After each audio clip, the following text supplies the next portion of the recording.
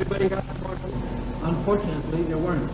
You figured, he said everybody surrounded his house. It's unfortunate, but when people get so bad, Yes. they don't deserve to live, it's not something that's got what happened. The first Teisvis we've learned already. That we learned the Teisvis, but we have a dispute.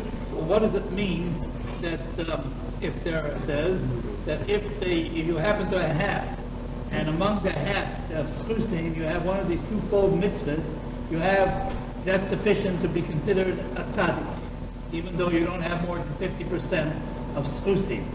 So the first Teisvis, I'll repeat it again. In Tomer, if you ask the question, the necessity of having a twofold mitzvah among the 50% of Schusim, Nami also chesed, mazel kapi chesed,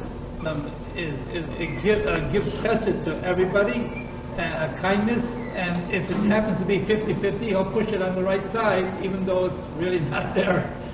So you don't even need a twofold mitzvah in the 50% in order to be considered a God, but give him something to work with. I know you can make Yesh Lomer, we can answer the Shar mitzvahs in relation to all the other mitzvahs that are, you only get a one-fold reward. When their actions were equal in weight to their demerits, have a kebenini, they are considered like 50-50. Abu Bahani, but in this situation here, where among the 50% Schusim you find one of these twofold rewards, Koshiv Tzadik Gomer, they're considered a complete righteous type. And they're given, therefore, a reward in accordance with that type of classification. Now the next Teisvis. That's right.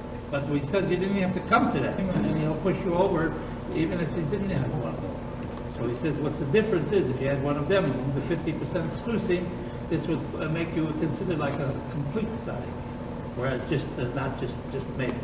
Next Teisvis. Masnissen, our Mishnah is talking about that we're making for him a good day and a bad day. Pirish Bekutris, the commentary explains, that's Rashi, yes. Misha Osam Mitzvah Yasira, one that does one more mitzvah. The Havi Rubus Chios, that now makes it a majority of merits. There is a preparation for him in this world for a good day. Yeah. Nifroim Mimenu Avonosa. And how is this preparation for a good day in Olam Haba? By he's being paid for his sins now. In Olam Hazeh. Olam Haba. This is what we call preparing of a Yom Tov for him in the world to come. They give him a hard time now to wipe him clean from all the sins by punishing him for his sins right now.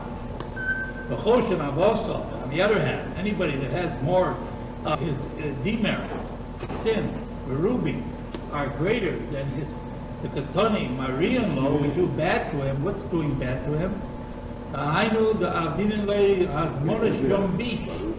We prepare for him a preparation of a bad day.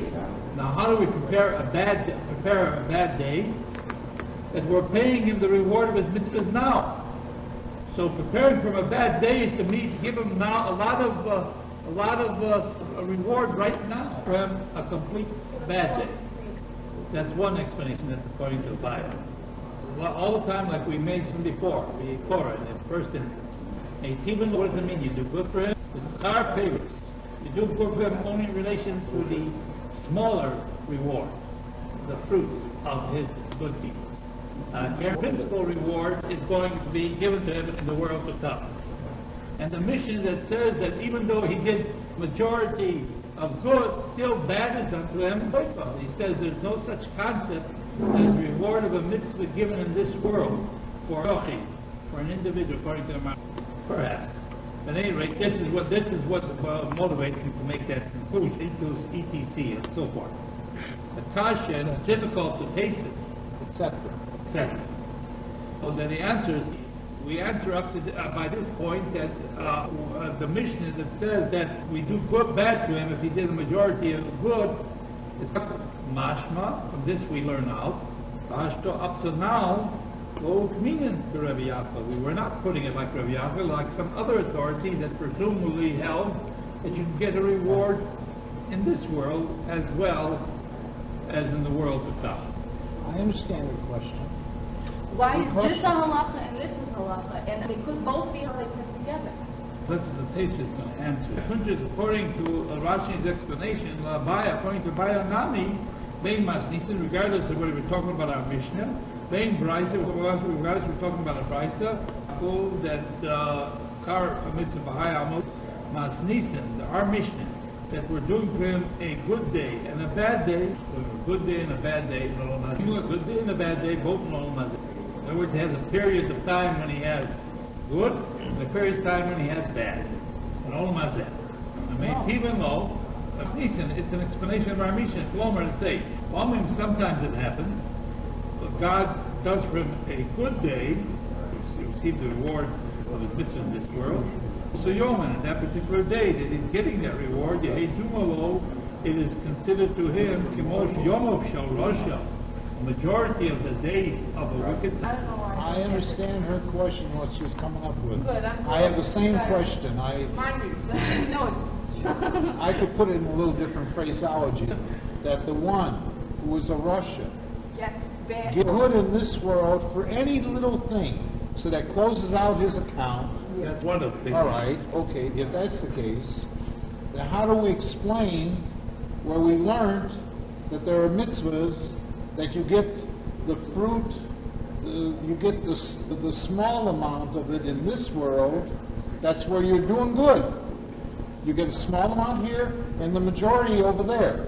So we just said that the one that does good, he gets bad in this world, so that he's got a clear track for over there. But the question is, we're saying two things. The good one gets a little reward in this world, and he gets all the tzoros, so that he has not to receive any tzoros in Olam Haba. So the kasha is, the tzaddik is getting both good and bad in this world. Not that he's getting only bad. If we go according to this, he's getting only bad, then the question is, where did he get punishment in this world for anything? Most of his days are permeated with bad. This is a majority over his merits. Miriam, sometimes, it's not always the case. Not always. The sins in this world, also Yom, and David Tzaddik, for the majority of the days of the Tzaddik, Tubo. See, the same word shori is permeated with good. Just like before, you said shori, the majority of the days of a Rosh is permeated with evil, bad. A majority of the days of a tzaddik is permeated with good. Okay, I think what I'm understanding when it says Measure. What is good? Yeah. I see nothing different. For instance, if I just want to give you an example. When people live in an atmosphere of a gangster's life. Yeah. So what kind of a life does he have? He is never sure whether he's going to go and live out the day. Yeah. Somebody's going to think every friend he has is suspect. The friend is today a friend, tomorrow he might go and murder him. All his contexts are weak, and he doesn't have any security of any sense whatsoever. So that's a bad situation to live in that atmosphere.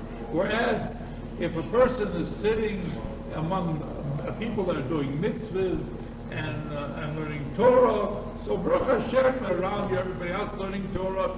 right, because I was thinking good things in Russia. We'd say usually that good things happen to him in order that it should Pay him off.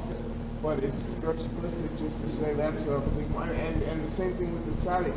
If he's doing a lot of good and he's getting paid off with that. Not only are we concerned, but what actually happens to the person, the atmosphere that he has to be living in. Shori Baruch, he's talking about he has an evil atmosphere, regardless of what is actually happening or to him, either related to reward or punishment. What is that atmosphere? I appreciate that.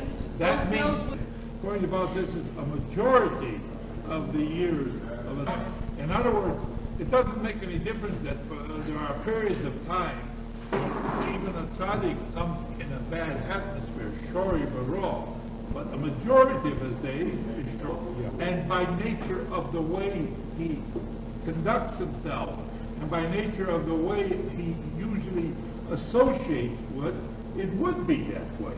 Because a tzaddik always is interested in doing mitzvah or pursuing Torah concepts, whereas a Russian and pursuing ethics. So this is very simple to understand.